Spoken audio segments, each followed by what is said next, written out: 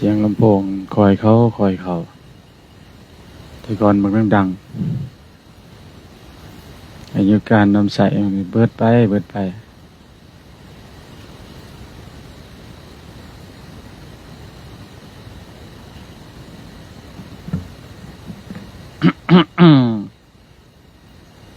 หานั่งสมาธิไปสินั่งทนกว่ากันเด้อเนี่ยไปนั่งทนเสียของขวัญให้ขนมจักตาดหนึ่ง เลยนางเกงหามื่นตานะไปสามเทศแล้ว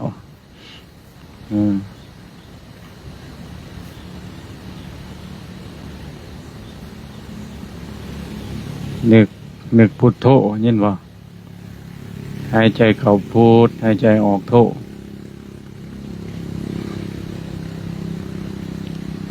คำบริกรรมอาศัยพุทโธดึงใจให้มันอยู่ดึงความรู้สึกให้มันยังสิบ่อยากโซกับหมู่เด้ดึงพลังงานของธาตุรู้ให้มาอยู่กับพุทโธอยู่กับลมหายใจซะ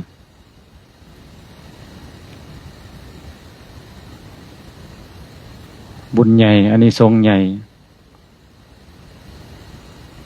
การที่เราน้อมใจเข้ามาหาเจ้าของเองคนใหญ่เด็กน้อยหรือว่าคนเฒ่ามันบ่ได้จำแนกได้ว่าถ้าใหญ่ก่อนเฒ่าก่อนหรือว่าอย่างจนสิบ่ไปบ่เป็นก่อนจังเหตุจังกระทำสิ่งดังกล่าวนะเห็นว่าเป็นพลังงานของชีวิตอันบุญนี่นะ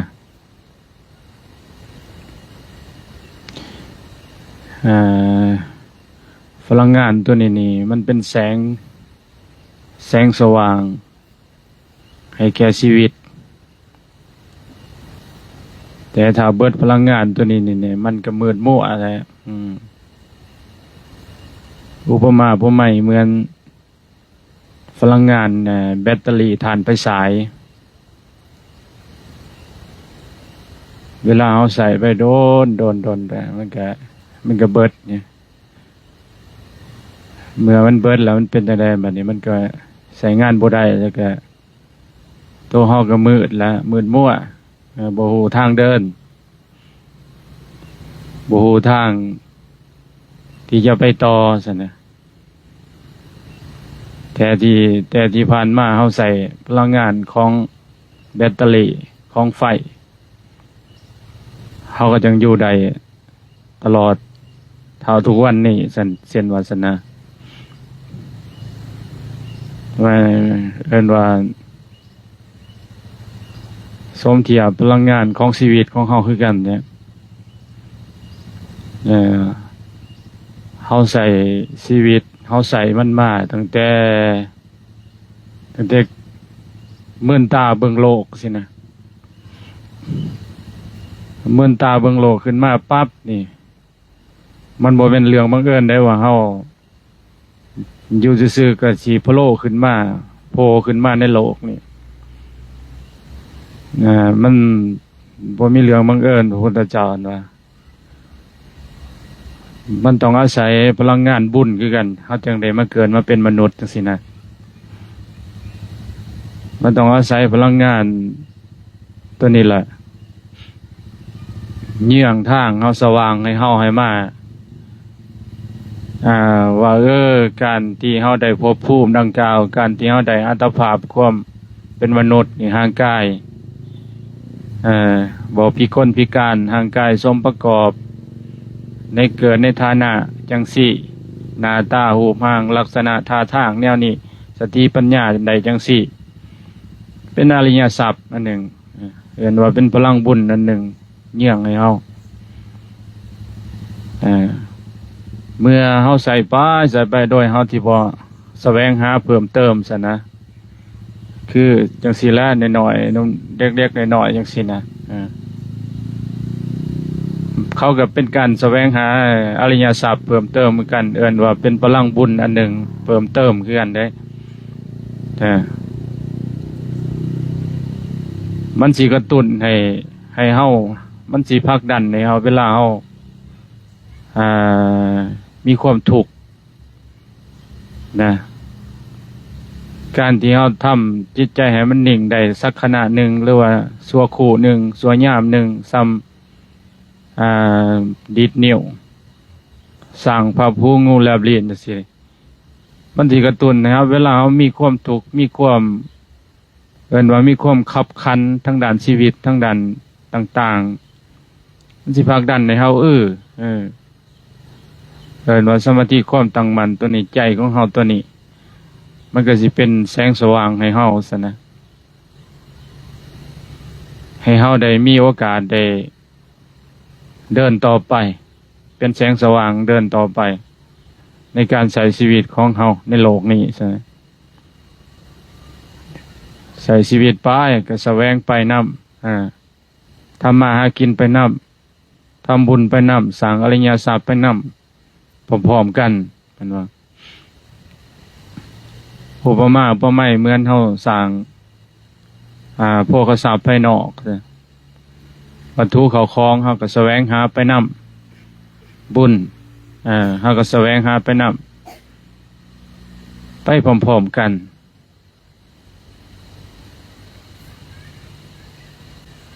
จนกว่าเฮาจะเบิดลมหายใจเช่นว่าซั่นนะเมื่อเบิดลมหายใจแล้วเฮาก็บ่ได้มืดมัวอีกต่อไปแสงสว่างพลังงานของบุญตัวนี้มันก็สิเป็นเอิ้นว่าประดับจิตของเฮาแต่งจิตของเฮาให้มันมีหนทางมีแสงสว่างไปนำไปสู่ภพภูมิอันดีอีกซะนะมันจะตรงกันข้ามกับความมืดมัวมันจะตรงกันข้ามกับความเป็นอกุศลเป็นบาปนะพลังงานตัวนี้นะเฮาที่สัมผัสโดยโตวของเฮาเองผู้ใดมีน้อยผู้ใดมีหลายซะนะพลังงานบุญเนี่ยผู้ใดมีน้อยสติปัญญาอริยทรัพย์น้อยก็ฮู้เห็นตามสิ่งที่เฮามีน้อยซะแล้วผู้ใดมีปานกลางก็ฮู้เห็นตามสิ่งที่เฮามีผู้ใดมีหลายก็เป็นของผู้เกี่ยวก็ฮู้เห็นตามสิ่งดังกล่าว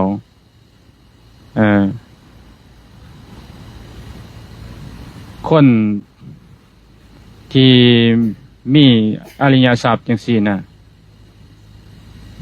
เอิ้นว่าเฮามีธรรมในโตธรรมในโตเอิ้นว่าธรรมของเทวดาเช่นว่าเฮามีหิริโอตตัปปะสินะเทวธรรมสินะหิริโอตตัปปะหิริความน่าอายกลัวบาปโอตตัปปะความย่านต่อบาปเกรงกลัวต่อบาปสินะ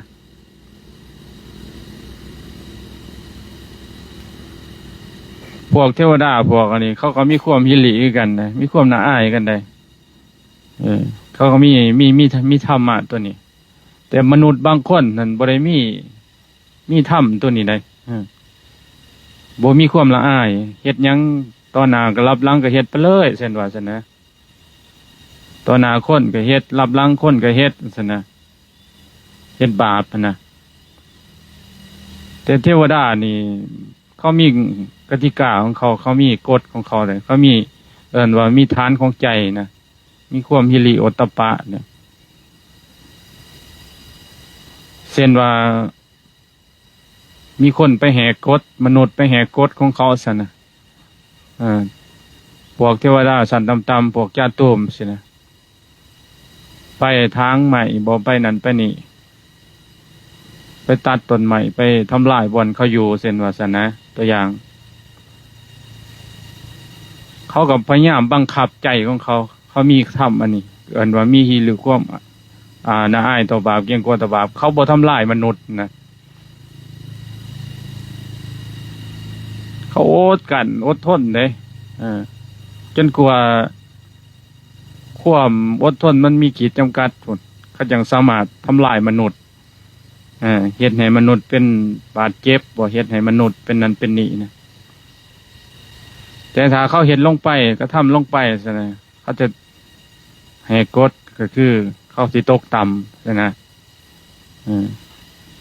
แต่มนุษย์เฮานี่บ่ได้เป็นจังซั่นได้เฮ็ดและตามใจคือขึ้นมาอิหยังก็เฮ็ดไปโลดซะนะเสื้อไปโลดก็เฮ็ดไปโลดมนุษย์เฮานะคือบางคนเนี่ยเว้าว่าเขามีวัดว่าศาสนาจังสี่นะเขามีสถานที่นี่นะมีบ่อนบำเพ็ญคุณงามความดีมีบ่อนสร้างบุญสร้างบารมีสินะเฮามีหม่องสร้างเฮามีหม่องเฮ็ดเฮามีหม่องกระทำสินะเฮามาฟังเทศน์ฟังธรรมมันก็เป็นบุญสินะเฮามาเห็นสมณะผู้สงบจากกิเลสก็เป็นบุญเป็นมงคลเป็นบุญแม้แต่กราบพระไหว้พระสิมันก็เป็นบุญสินะบางคนบัดคิดว่าเอาเฮ็ดไปโลดบางคนนะ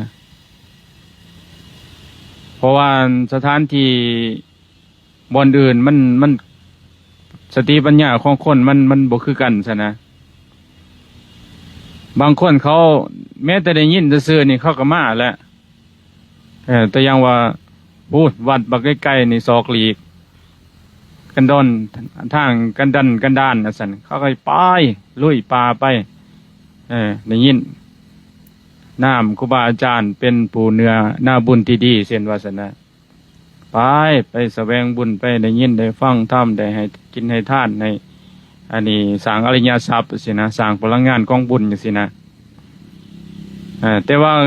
บางคนอยู่กับพื้นที่แท้ๆนะเช่นว่าซั่นนะอยู่กับบ้านเจ้าของเองแท้ๆนะโอ้ยบ่ได้สนใจเลยภาษาบุหานเขาว่าแกงขอนใกล้บักม่วงบ่หรือว่าอีหยังเป็นมดแดงเผาบักม่วงบ่อีหยังก็ว่าไปภาษาธรรมนะก็ได้ให้แต่คนอื่นมาเอาบุญไปเบิดซะนะเช่นว่ามีการก่อสร้างมีการเฮ็ดนั่นเฮ็ดนี่คนอื่นเขาอยู่บนใกล้เขาก็เอาแล้วเขาก็สร้างเอาเฮ็ดเอาก็ทำเอาแต่ว่าคนอยู่กับที่คนอยู่พื้นที่เพิ่นว่าให้เขาเฮ็ดไปโลดเอาไปโลดบุญบ่อยากได้ดอกนะนี่แหละเคลื่อนว่าความคิดมันแตกต่างกันระหว่างสติปัญญาของคนบางคนนะโดยที่มันมีอัตตาตัวตนอันหนึ่งมันแอบแฝงอยู่โดยที่ว่ามีความมืดมั่วมันแอบแฝงอยู่เอิ้นว่าตัวอวิชชาอัตตาตัวตนมันก็เลยบ่อยากเฮ็ดอยากกระทำสิ่งที่เป็นประโยชน์สิ่งที่ดีซะนะโดยบ่อยากสร้างอริยทรัพย์โดยที่บ่อยากค้นคว้าหาซะนะมันก็ได้ว่าเอาไปโลดบ่สนใจเห็นยังเฮ็ดไปโลดแบบแนวดีๆนะแต่ว่าแนวที่ว่าหิริความหยาดต่อบาปมันบ่มีในใจแต่ว่าบัดบุญเพิ่นบ่เฮ็ดเพิ่นไปเฮ็ดตุบาปพูนเพิ่นว่าเพิ่นว่าทั้งวันทั้งว่าเพิ่นว่าบ่เฮ็ดบ่เอาบ่กระทำแต่ว่าไปกระทำทั้งอื่นพูนเพิ่นว่าหนาใจคนเนาะมันแตกต่างกันจังว่าความมืดมั่วหรือว่าสติปัญญาของแต่ละคนนะมันก็ได้เป็นเหตุเป็นปัจจัย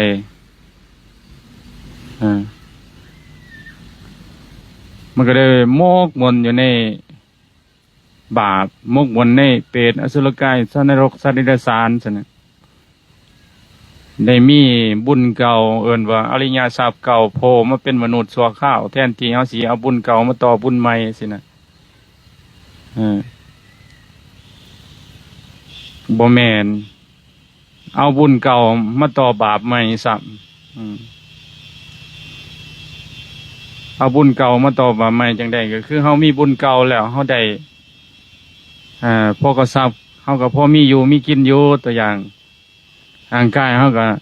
สมประกอบอยู่ครบอยู่บ่พิกลพิการมันเป็นบุญเก่าเด้มันเป็นกรรมเก่าเลยเพิ่นว่ามันเพิ่นว่าเอาสิ่งดังกล่าวน่ะไปทำบาปซั่นเนาะไปแล้วสิ่งที่เป็นบาปสุดท้ายก็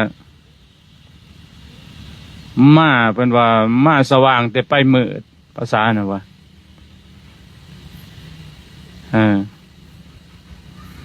มาสว่างแล้วไปมืดบางคนมามืดไปสว่างบางคนมามืดไปสว่างคือจังใดคือตนโตฐานะหรือว่ากันอันนี้ก็เกิดใน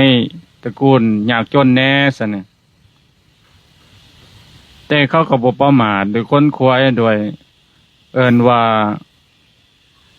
สร้างบารมีด้วยถึงว่าบ่มีภกทรัพย์แต่เขาก็ได้ท่านโดยการเสียสละโดยการเอาเหือแห้งเอาสิ่งดังกล่าวตามกำลังตามท่านใบหน้าท่านวาจาก็เว้านัวว่ามวลอ่อนหวานใบหน้าก็ยิ้มแย้มแจ่มใสกำลังสติปัญญาก็คิดซอยครูบาอาจารย์ประกอบซอยโลกซอยสังคมไปมีเหือแห้งก็เฮ็ดไปซะคือเพิ่นเฮ็ดนั่นเฮ็ดนี่ร่วมอยู่บ้านอยู่เมืองซะก็ไปสวยซะนะเอิ้นว่ามามืดเดี๋ยวก็ไปสว่างโดยเขาบ่เบียดเบียนคนอื่นบ่เบียดเบียนตนซะนะมีหิริโอตตัปปะความหยาดต่อบาปเกรงกลัวต่อบาปศีลเขาก็พอรักษาอยู่ซะนะท่านเขาก็เฮ็ดอยู่ภาวนาเขาก็เฮ็ดอยู่ซะนะมันจะมีความแตกต่างกันเดินว่าบางคนนะเอิ้นว่ามามืดไปสว่างซั่นเมื่อเฮาเป็นจังซี่แล้วเฮาก็ต้องเอามาสว่างไปสว่างมันจังสิดีซั่นนะโดยใส่พลังงานบุญเก่าเอิ้นว่าพยายามสากแบตเตอรี่พลังงานชีวิตให้มันดีแต่เรื่อยๆซั่นนะสากมันเด้คันบ่สากมันก็เหมือนเว้าเบื้องต้นเด้อไฟฉายมันบ่พลังงานไฟมันเบิดแล้วมันก็มืดแล้วใช้งานบ่ได้เดินต่อบ่ได้เฮาคือกันนะพลังงานชีวิตของเฮาบุญมันก็ต้องสากตลอดแบตเตอรี่พลังงานบุญสากไปเรื่อยๆสากแล้วสากอีกสากจนกว่าเฮาเบิดลมหายใจพุ่นแหละเฮาสิมาสว่างไปสว่างนี่แหละสิ่งที่เฮากระทำสิ่งที่เฮาควรเฮ็ดสิ่งที่เฮาฟังแล้วก็น้อมไปสู่ใจน้อมไปพินิจพิจารณามันมีแท้บ่พลังงานบุญมันมีแท้บ่พลังงานแบตเตอรี่ถ่านไฟฉายซั่นน่ะมันมีบ่ก็ลองเอามาใส่เบิ่งว่ามันมีบ่หรือบ่มีซั่นลองใส่ไปจนเบิดน่ะมันสิมีดอกว่าแบตมันก็สิเบิดถ่านมันสิเบิดซั่นนะไฟมันสิเบิดในถ่านอันนี้กันนะพลังงานบุญคันเฮาบ่เอาแต่นั้นมันก็ตู้มืดมั่วมันเข้ามาแทนคันเฮาบ่สากเพิ่มคันเฮาบ่สะสมเพิ่มคันเฮาบ่มีความหิริโอตตัปปะความหยาดต่อบาปเกรงกลัวต่อบาปสินะโดยเฮามาฝึกโดยให้มันมีความเมตตากรุณามุทิตาอุเบกขาเมตตาแล้วจะสงสารเนี่ยสักรีดหน่อยอ้าวซ้ำนี่แหละฟัง ได้กินขนมแล้ววันนี้ได้ของขวัญได้บุญเกิดแล้ววันนี้ต่อไปเห็นบ่บุญเกิดเนี่ยเอ้ยขนมเป็นตาดนะวันนี้หาพรเด้อเด้อ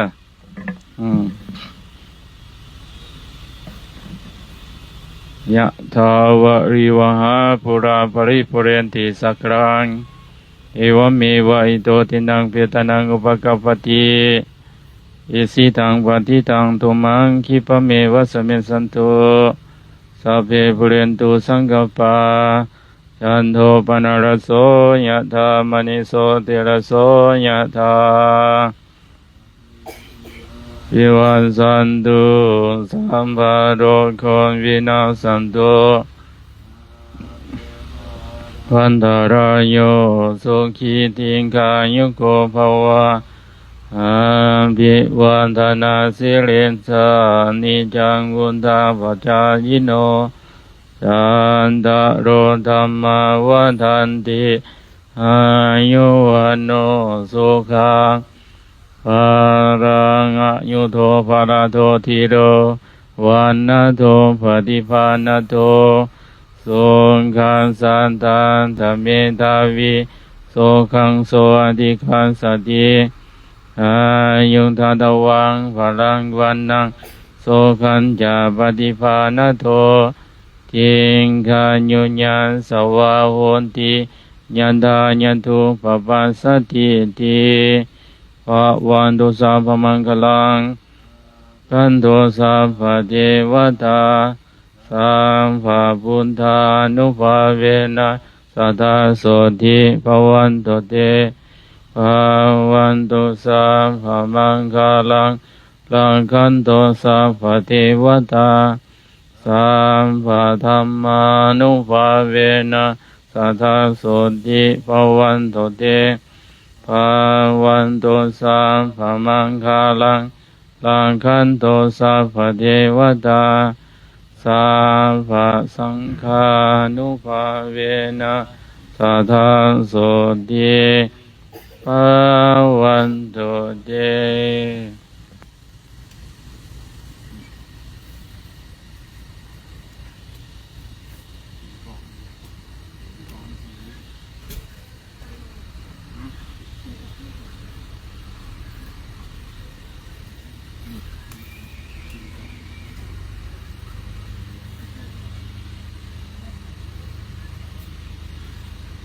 เสียงรถมันดัง